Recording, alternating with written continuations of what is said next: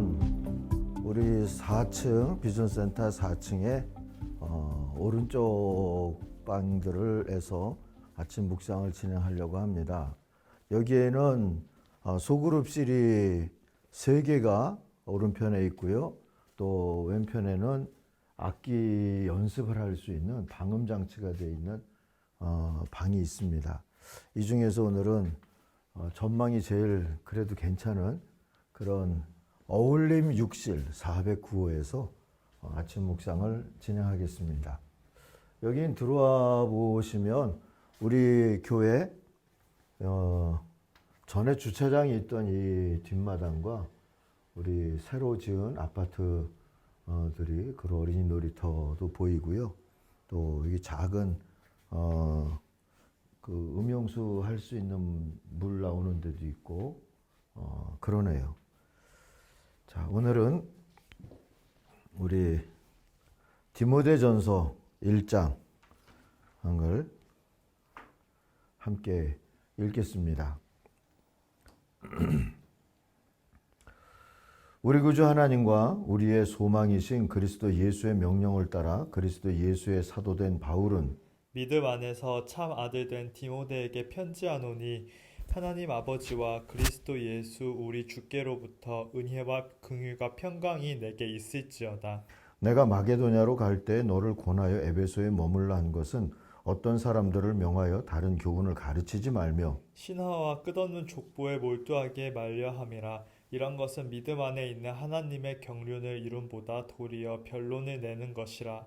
이 교훈의 목적은 청결한 마음과 선한 양심과 거짓이 없는 믿음에서 나오는 사랑이거늘 사람들이 이에서 벗어나 헛된 말에 빠져 율법의 선생이 되려 하나 자기가 말하는 것이나 자기가 확증하는 것도 깨닫지 못하는도다. 그러나 율법은 사람이 그것을 적법하게만 쓰면 선한 것임을 우리는 아노라. 알 것은 이것이니 율법은 옳은 사람을 위하여 세운 것이 아니요 오직 불법한 자와 복종하지 아니하는 자와 경건하지 아니한 자와 죄인과 거룩하지 아니한 자와 망령된 자와 아버지를 죽이는 자와 어머니를 죽이는 자와 살인하는 자며 음행하는 자와 남색하는 자와 인신매매를 하는 자와 거짓말하는 자와 거짓 맹세하는 자와 기타 바른 교훈을 거스르는 자를 위함이니 이 교훈은 내게 맡기신 바 복되신 하나님의 영광의 복음을 따름이니라. 나를 능하게 하신 그리스도 예수 우리 주께 내가 감사함은 나를 충성되이 여겨 내게 직분을 맡기심이니 내가 전에는 비방자요 박해자요 폭행자였으나 도리어 긍휼을 입은 것은 내가 믿지 아니할 때에 알지 못하고 행하였음이라. 우리 주의 은혜가 그리스도 예수 안에 있는 믿음과 사랑과 함께 넘치도록 풍성하였도다. 믿보다 모든 사람이 받을 만한 이 말이요 그리스도 예수께서 죄인을 구원하시려고 세상에 임하셨다 하였도다. 죄인 중에 내가 괴순이라. 그러나 내가 긍휼을 입은 까닭은 예수 그리스도께서 내게 먼저 일체 오래 참으심을 보이사 후에 주를 믿어 영생 얻는 자들에게 본이 되게 하려 하심이라. 영원하신 왕 곧 썩지 아니하고 보이지 아니하고 홀로 하나이신 하나님께 존귀와 영광이 영원 무궁하도록 있을지어다. 아멘. 아들 디모데야, 내가 내게 이 교훈으로서 명하노니 전에 너를 지도한 예언을 따라 그것으로 선한 싸움을 싸우며 믿음과 착한 양심을 가지라. 어떤 이들은 이 양심을 버렸고 그 믿음에 관하여는 파손하였느니라. 그 가운데 후메네오와 알렉산더가 있으니 내가 사탄에게 내준 것은 그들로 훈계를 받아 신성을 모독하지 못하게 하려 함이라. 아멘. 아멘. 오늘 28일 금요일 아침에 디모데전서 1장을 묵상하는 주제는 베테랑의 권면이라고 잡았습니다. 18절 19절을 조금 요약해서 읽습니다. 아들 디모데여, 전에 주었던 예언대로 선한 싸움을 싸우고 믿음과 선한 양심을 가지십시오. 어떤 사람들은 선한 양심을 버리고 그 신앙생활에 파선을 당하였습니다. 바울이 아들 같은 디모데에게 신앙생활과 그 신앙생활을 지도하는 목회 사역에서 늘 건강하기를 바라며 주었던 교훈이 이 디모데 전서에 들어 있습니다. 이 디모데 전서를 비롯해서 후서와 디도서는 바울의 다른 서신들처럼 교회 공동체가 수신자가 아닙니다. 그렇다고 빌레몬처럼 그저 일반인을 수신자로 세운 것도 아닙니다. 지역 교회 공동체를 책임지고 있는 목회 책임자가 수신자인 셈입니다. 18세기 초 이래로 학자들은 이 서신들을 디모데와 디도에게 보낸 바울의 편지를 묶어서 목회서신이라고 불렀습니다. 바울은 이 목회서신에서 자기의 친밀한 동역자 두 사람에게 그들이 위탁받은 공동체를 섬기는 데 필요한 권면을 지금 주었던 것이지요. 디모데는 어떤 사람입니까? 어머니는 유대인이고 아버지는 그리스인이다. 많은 분들이 그 정도는 알고 있죠. 그는 루가오니아, 지금의 루스드라 지방, 터키 땅의 갈라디아 지역 위편이라고 할 수 있을까요? 거기 속한 지방의 출신인데 바울의 2차 선교 여행 때 바울에게 전도를 받았고 또 이 그리스 문화 지역을 전도하기를 원했던 그런 바울에게 필요했던 인물입니다. 그래서 전도 사역을 위해서 바울에게 픽업되었죠. 사도행전 16장에 나오는 얘기입니다. 그 이래로 바울의 가장 절친한 동역자며 아들 같은 제자가 되었습니다. 2절 말씀을 보면 믿음 안에서 참 아들 된 디모데에게 라고 하는 표현이 그래서 나오는 것이지요. 그런 디모데는 여러 임무를 띠고 종종 여러 도시로 파송되었다는 이야기들이 남아 있습니다. 사도행전 17장에 보면 데살로니가로 파송이 되기도 했고 고린도전서 4장 16장 같은 데 보면 고린도 지방으로도 파송이 되었고 빌립보서 2장에 보면 빌립보 교회로도 파송이 된 적이 있음을 알 수 있죠. 그런저런 연유로 다수 서신의 공동 발신인으로 등장하기도 합니다. 고린도 후서, 빌립보, 골로새, 데살로니가 전서, 후서, 빌레몬서의 공동 발신인으로 디모데의 이름이 등장하죠. 바울의 마지막 여행에도 동행했다는 걸 사도행전이 증언합니다. 바울에게는 그만한 헬퍼며 동지며 마음을 둘 만한 인물이었다 하고 말할 수가 있겠고요. 이 디모데 전서를 바울이 쓸 때 디모데는 아마 에베소에 있었을 것이라고 추정이 됩니다. 디모데 후서는 또 로마서에 수감된 바울이 디모데를 부르고 있는 내용으로 봐서 시기적으로 차이가 좀 있다 하고 볼 수가 있고요. 자, 바울은 아들 디모데에게 전하는 애정 가득한 이 편지를 우리에게 볼 수 있도록 해주었는데 그게 우리 모두들에게는 하나의 복이 된다라고 말할 수 있겠죠. 숙련된 베테랑의 애정어린 권면을 듣는다는 게 참 어려워진 시대에서 우리들이 살고 있기 때문에 더욱 그렇습니다. 바울이 전하는 몇 가지 충고를 정리해 보면서 우리 각자의 자리에서도 이 충고를 한번 적용해 보면 어떨까 싶습니다. 첫 번째, 지금 있는 곳에서 충성하라. 그렇게 들을 수 있는 충고가 3절 전반부에 있죠. 내가 마게도냐를 떠날 때 그대에게 부탁한 대로 그대는 에베소에 머물러 있으면서 했습니다. 디모데가 에베소에 머물게 된 이유는 에베소 공동체를 위해서 할 일이 있었기 때문이고요. 두 번째 충고가 잘할 수 있는 일을 하라 하고 말할 수 있는데 그건 바로 이 공동체를 위해서 에베소 공동체를 위해서 디모데가 할 수 있는 일과 관련이 있습니다.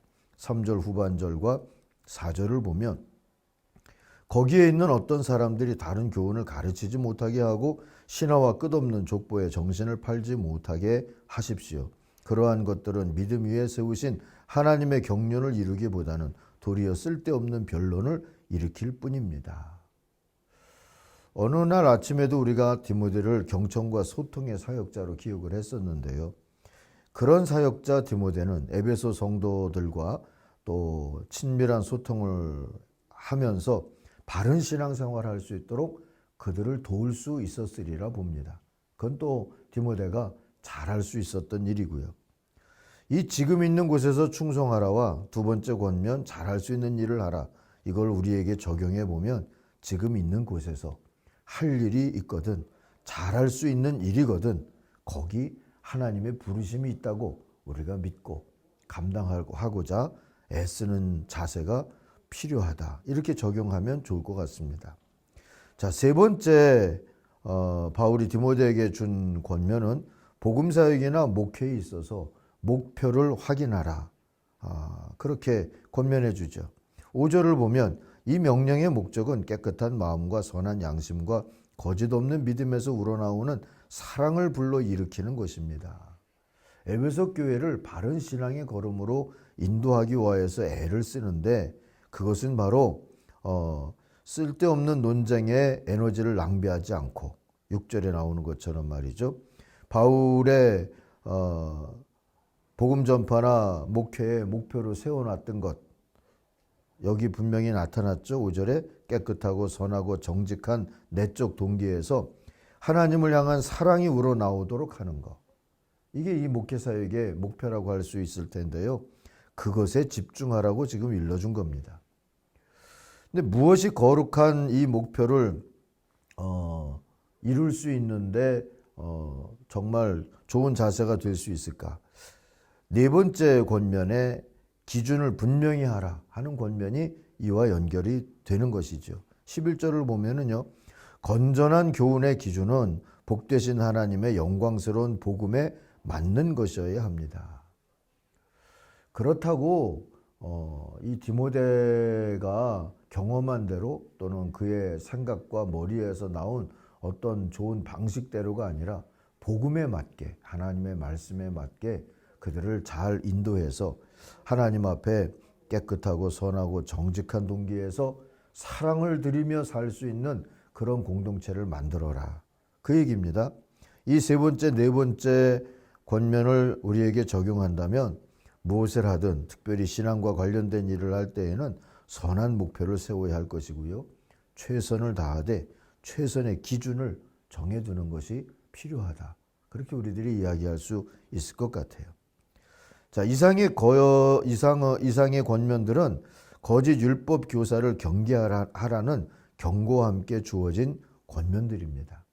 그리고 12절부터 보면 바울이 전한 소식이 나오는데 이 11절까지 앞부분에 디모데에게 주었던 권면과 연결해서 보면 중요하다 할 수 있는 구절이 오늘 우리가 붙잡은 18절, 19절이죠. 선한 싸움을 싸우기 위해 믿음과 착한 양심을 지켜라. 이걸 오늘 우리가 마지막 다섯 번째 권면으로 받으면 좋겠어요. 18절 후반절부터 19절을 다시 한번 읽어봅니다. 그대는 그 예언대로 선한 싸움을 싸우고 믿음과 선한 양심을 가지십시오. 어떤 사람들은 선한 싸움을 벌이고 그 신앙생활에 파손을 당하였습니다. 어떻게 적용할까요? 의를 위해서, 복음을 위해서, 또 주의 나라를 위해서 싸움을 회피하지는 말자 하는 건데요. 단 싸우다가 싸우는 상대방을 닮아서는 안 되지 않겠습니까? 하나님을 신뢰하는 믿음과 공동체를 위한다고 하는 선한 양심은 지켜라 하고 바울은 권면해 주고 있는 거죠. 싸우다가 싸움에 취하지 말고요. 이걸 왜 싸우는지, 그리고 이 싸움을 누가 주관하여 승리하게 할 수 있는지를 잊어버리지 말라 하고 가르쳐 줍니다. 이런 걸 잊어버리면 이전 투구만 남게 되죠. 그리고 쓸모없는 파손한 배같이 그렇게 그런 신세가 될 수도 있다 하고 충고해 줍니다. 오늘 이 베테랑인 바울의 충고를 들었던 디모데의 자리에서 우리도 이 충고를 잘 기억해서 파손한 배 신세에 떨어지진 말아야 되겠다 하는 생각도 가지고요. 이 거친 바다를 항해하는 일들은 계속해야 될 테니까 싸움은 피하지 않지만 그러나 하나님을 의지하고 선한 양심을 놓치지 말고 또 우리가 하고 있는 이 복음사역과 목회사역과 주께서 맡겨주신 소명을 감당하는 목표가 무엇인지, 그걸 이루기 위한 건전한 방법과 교훈의 기준은 무엇인지 우리가 잘 헤아려서 그걸 잘 정해놓고 살아가는 사람들이 될 수 있기를 바랍니다. 기도하겠습니다. 하나님 아버지, 거친 항해가 계속되는 세상살이 속에서 살고 있습니다.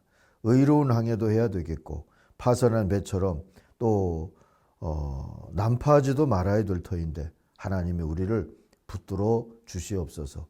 오늘 앞서 이 항해를 감당했던 베테랑의 충고를 잘 헤아려 들으면서 우리가 처한 이 싸움터에서 하나님의 뜻을 이루고 또 주님의 승리의 깃발을 세울 수 있도록 주님 붙잡고 인도하여 주옵소서. 예수님의 이름으로 기도하옵나이다. 아멘. 하늘에 계신 우리 아버지, 아버지의 이름을 거룩하게 하시며 아버지의 나라가 오게 하시며 아버지의 뜻이 하늘에서와 같이 땅에서도 이루어지게 하소서. 오늘 우리에게 일용할 양식을 주시고 우리가 우리에게 잘못한 사람을 용서하여 준 것 같이 우리 죄를 용서하여 주시고 우리를 시험에 빠지지 않게 하시고 악에서 구하소서. 나라와 권능과 영광이 영원히 아버지의 것입니다. 아멘. 같이 기도하겠습니다.